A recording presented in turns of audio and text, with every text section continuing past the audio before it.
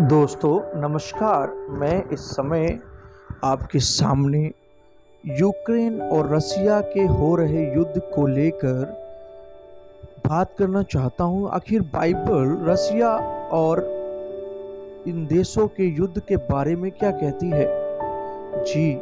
इसलिए वीडियो में बने रहें और वीडियो को स्किप ना करें। सो आइए हम जानते हैं कि रसिया के बारे में हेजकेल की किताब 37 अध्याय में रसिया देश के बारे में भविष्यवाणी है।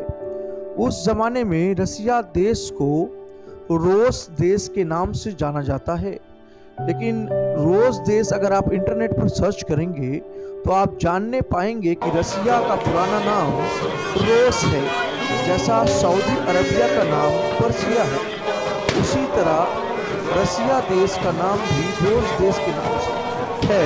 आइए हम जानेंगे कि आखिर रसिया के बारे में बाइबल क्या कहती है। तो बाइबल कहती है कि रसिया देश जो है वो युद्ध की शुरुआत करेगा और रसिया देश सभी मुस्लिम देशों को लेकर के परमेश्वर के लोगों से लड़ेगा। जी हाँ, जैसा हम देख रहे हैं कि रसिया के साथ अभी सऊदी अरबिया के सुल्तान सलमान, जो सऊदी अरबिया के प्रिंस हैं, अभी हाल में उनके साथ खड़े हुए। वहीं दूसरी तरफ जब प्रभु का दास जो आपको वीडियो में अगुवाई कर रहा है, मुझे तारीख याद नहीं है, लेकिन एक रात जब मैं बैठा प्रार्थना कर रहा था तो मैंने एक घोड़ा जिसके ऊपर मैंने हथियार बंद कुछ लोगों को देखा बैठे हुए हैं प्रार्थना के समय, और मैंने पूछा प्रभु ये क्या है जो तू मुझे दिखाता है। तो प्रभु का उत्तर आया, इस घोड़े की गर्दन की जगह जो इंसान की गर्दन लगी है वह मुस्लिम देशों को युद्ध में लड़वाने और युद्ध के लिए अगुवाई करने वाली इस्लामिक दुष्ट आत्मा है, जो इस्लामिक राष्ट्रों को लड़ाई के लिए इकट्ठा करेगी। तब मेरा दिमाग प्रभु के उस वचन प्रकाशित वाक्य में गया जहां पर लिखा है कि अंत के दिनों के लिए या दुष्टात्माएं निकलेंगी और पृथ्वी पर के राजा मतलब प्रधानमंत्री, राजा मतलब राष्ट्रपति, क्योंकि राष्ट्रपति भी एक राजा से कम नहीं होता है। मेरे प्रियो, मैं इस दर्शन को देख ही रहा था तो मैंने देखा परमेश्वर ने मुझे उसके 2 दिन बाद एक और बातें आत्मा के द्वारा बताई कि कैसे मुस्लिम देश ईसाई देशों पर चढ़ाई करेंगे और इसके बाद जो अंत का चिन्ह होगा वो इज़राइल से खत्म होगा, क्योंकि इज़राइल को चारों तरफ से ये मुस्लिम आर्मी घेर करके मारेगी और उसके पवित्र नगर को रौंदेगी। और ठीक इसी के बाद एंटाक्राइस्ट दुनिया में शांति के नाम पर, शांति कायम करने के नाम पर लोगों से मिलेगा और लोगों के पास आशा न रहेगी, क्योंकि चारों तरफ युद्ध ही युद्ध होंगे। जैसा अभी हाल में यूक्रेन के अंदर हम देख रहे हैं, बड़े बड़े करोड़पतियों की बिल्डिंग्स, कारें और उनके तमाम लग्जरी सामान तबाह होते जा रहे हैं। वहीं दूसरी तरफ हम देख रहे हैं कि रसिया के जो पॉलिटिकल लीडर हैं, नेता हैं, वो शांत होने का नाम नहीं ले रहे हैं। दूसरी तरफ यूक्रेन के लोग प्रार्थना और बाइबल की खोज में बढ़ रहे हैं। वहीं पर यूक्रेन के यहूदी लोगों को इज़राइल ने अपने देश में वापस बुला लिया है।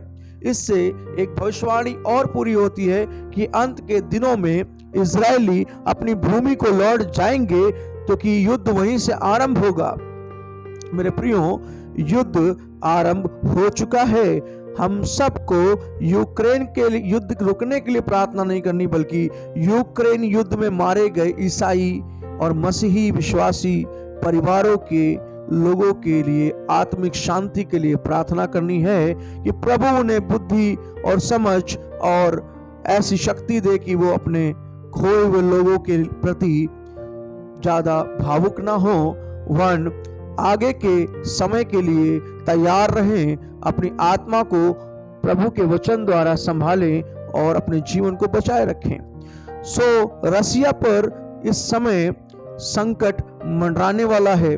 प्रभु ने ऐसा मुझे भविष्यवाणी के समय बताया कि सारे देश जो हैं वो यूक्रेन के पक्ष में खड़े होंगे और यूक्रेन के बाद एक बड़ा देश खड़ा होकर ये बोलेगा कि मैं तुम्हें मिटा दूंगा, और सारे देश मिलकर यूरोपिया और तमाम अन्य देश जो हैं, यूरोप देश मिलकर के इन देशों पर चढ़ाई करेंगे और वर्ल्ड वॉर होना चालू हो जाएगा। जब मैं वर्ल्ड वॉर के लिए सोच रहा था तो प्रभु से प्रार्थना किया, तो प्रभु ने एक नई बात मुझे और बताई मेरे प्रियो, कि प्रभु ने कहा कि शैतान की योजना है कि मनुष्य जाति को मार डाला जाए, जिसमें शैतान की पहली योजना थी कि कोरोना के द्वारा लोगों को मारा जाए। वहीं जब कोरोना थम गया तो प्रभु का वचन पूरा होता है कि वो युद्ध में हजारों लोगों को मरता हुआ देखकर शैतान खुश होता है। वहीं जब कुछ लोग युद्ध में मरेंगे, उसके बाद देश के अंदर अकाल आएगा और कुछ लोग अकाल में मरेंगे। इससे शैतान की इच्छा पूरी होगी, क्योंकि वो मनुष्य जाति से शुरू से बैर रखता आया है। अकाल के तुरंत बाद जगह जगह भूकंप होंगे, जैसा मत्ती 24 अध्याय के 6 पद में लिखा है। मत्ती 24 के 6-7 में लिखा है कि अकाल के बाद भूकंप होंगे, भूकंप के बाद भूडोल होगा, महामारियां फिर से आएंगी। इस तरह से बचे कुछ लोग पृथ्वी पर से नष्ट होते जाएंगे। पिछले समय हमने कोरोना में अपने प्रियों को खो दिया, आज हमने यूक्रेन में बहुत सारे मसीही परिवारों को भी युद्ध में खो दिया। वहीं दूसरी तरफ हम देख रहे हैं कि शैतान अपनी इच्छा को पूरी करने के लिए सभी को, जो बचे कुछ लोग रह जाएंगे अंत के दिनों में, उनके दिमागों में और दाहिने हाथ में मसीह विरोधी की छाप लगवा देगा। जो लोग बचे रह जाएंगे वो भी अपने दिमाग से शैतानी होकर परमेश्वर के क्रोध में मर जाएंगे, क्योंकि वो अनाज्ञाकारिता करेंगे और परमेश्वर का विरोध करेंगे, मसीह का विरोध करेंगे और पूर्ण रूप से शैतानिक हो जाएंगे। और ऐसे लोगों पर परमेश्वर का कोप भड़केगा और वो जल्द पृथ्वी पर से नष्ट हो जाएंगे। पूरी पृथ्वी पाप में और दुष्टता में खोती चली जाएगी। पृथ्वी के मनुष्य जो हैं वो अब शैतान की इच्छा को पूरा करने के लिए लगातार बने रहेंगे।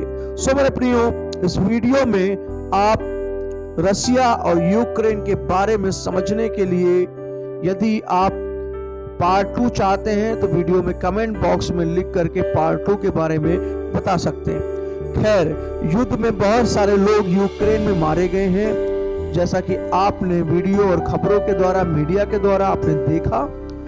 तो क्यों ना हम सब मिलकर यूक्रेन में मारे गए मसीह परिवारों के लिए प्रार्थना करें, क्योंकि यह समय यूक्रेन के लोगों के लिए बड़ा ही भयावह है और बड़े ही संकट के साथ यूक्रेन इस हमले को झेल रहा है। यूक्रेन एक ईसाई बहुसंख्यक देश है, जहां पर मुस्लिमों की आबादी मात्र 2% है।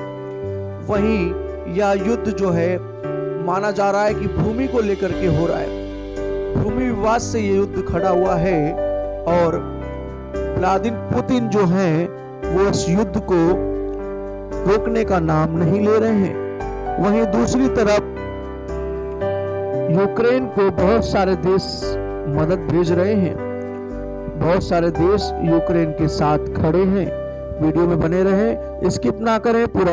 यदि आप एक विश्वासी हैं तो यह बात आपको पता होगी कि प्रभु यीशु मसीह ने युद्ध के विषय में मत्ती की किताब 24 अध्याय के 6 पद में पहले ही कह दिया कि मेरे आने का चिन्ह यह होगा कि एक राज्य दूसरे राज्य पर चढ़ाई करेगा, जगह जगह अकाल पड़ेंगे, भूडोल होंगे, भूकंप होंगे, महामारियां आएंगी।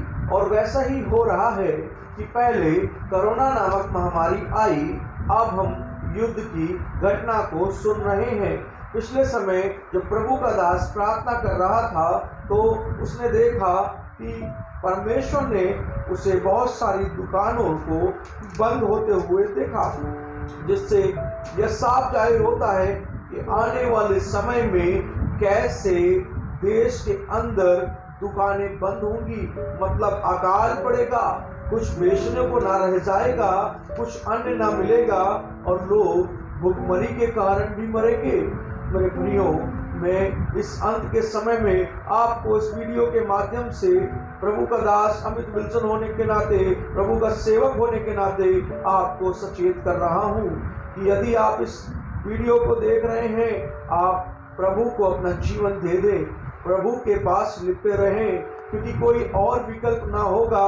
प्रभु यीशु बादलों पर आ जाएंगे, जब युद्ध होंगे, महामारियां होंगी और लोग बेसहारा लोग जो हैं वो मारे जाएंगे, जिनका पहले से ही कोई सहारा नहीं, कोई उम्मीद नहीं, वो लोग मारे जाएंगे युद्ध में, वो लोग महामारियों में जाएंगे। मेरे प्रियो, शैतान का प्लान है, आइए हम मिलकर शैतान के इस प्लान के लिए प्रार्थना करें। हम प्रार्थना करें, शैतान जो है मनुष्य जाति को महामारी के द्वारा, विश्व युद्ध के द्वारा, अकाल के द्वारा, और इस समय उसका टारगेट जो है बचे हुए लोगों पर भी है कि उन पर कैसे मसीह विरोधी की छाप इस युद्ध के द्वारा लगवाई जाए। क्योंकि मेरे प्रियो, जब युद्ध होगा तो जाहिर सी बात है कि सभी देशों के पास जो परमाणु बम रखे हैं वो जरूर छोड़े जाएंगे, और यदि परमाणु बम छोड़े गए तो पृथ्वी पर कुछ ना बचेगा, और परमाणु बम के द्वारा पृथ्वी इस योग्य भी ना रह जाएगी कि बीज को उत्पन्न कर सके। आइए अपने नेक्स्ट वीडियो में हम आपको आगे की कहानी बताएंगे। कृपया पार्ट 2 के लिए कमेंट करें और बताएं कि पार्ट 2 बनाएं या नहीं।